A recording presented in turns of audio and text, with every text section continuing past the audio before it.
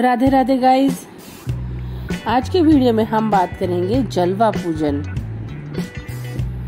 जलवा पूजन घर में अगर बेटा होता है तो जलवा पूजन किया जाता है, परंतु आजकल समाज में बहुत परिवर्तन देखने को मिल रहा है, इसलिए लड़की होने पर भी आजकल जलवा पूजन किया जाता है।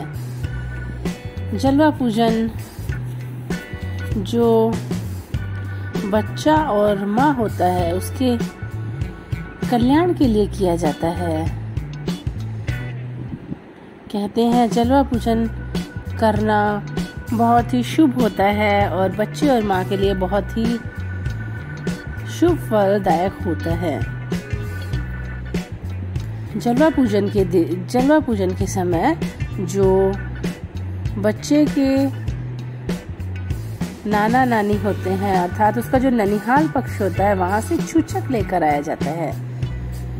छूछक की रस्म होती है, उसमें जो लड़की होती है उसका पीलिया लाया जाता है और जो बच्चा होता है उसके कपड़े लाए जाते हैं, और जो भी घर में महिलाएं होती हैं, रिश्तेदार होते हैं, उनके सभी के कपड़े और उनको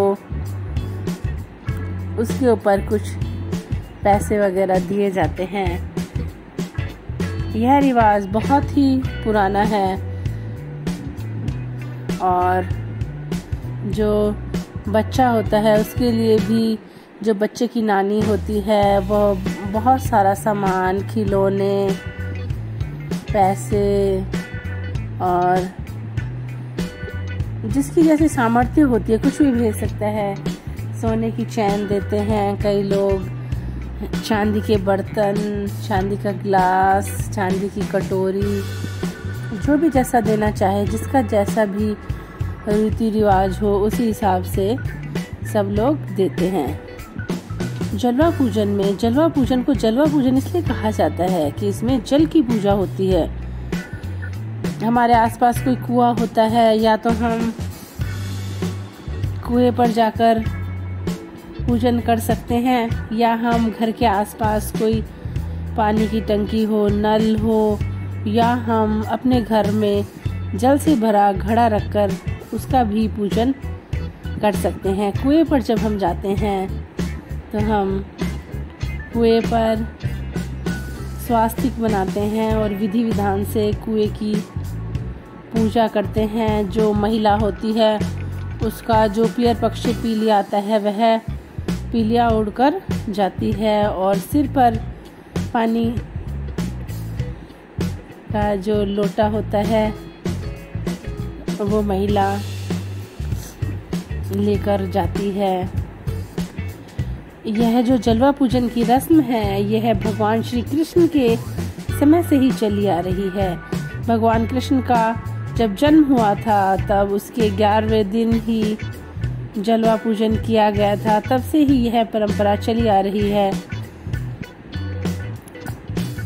जलवा पूजन के लिए बुधवार, गुरुवार और सोमवार बहुत ही शुभ माना जाता है और हम पंडित जी से शुभ मुहूर्त निकलवाते हैं। जो शुभ मुहूर्त निकलता है उसमें ही हम जलवा पूजन करते हैं। जलवा पूजन वाले दिन सबसे पहले तो जो माता होती है और जो उसकी संतान होती है उन दोनों को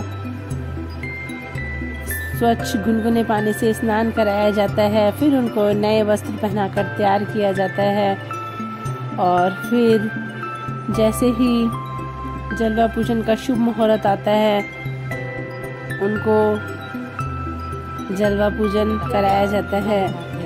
और जलवा पूजन के दिन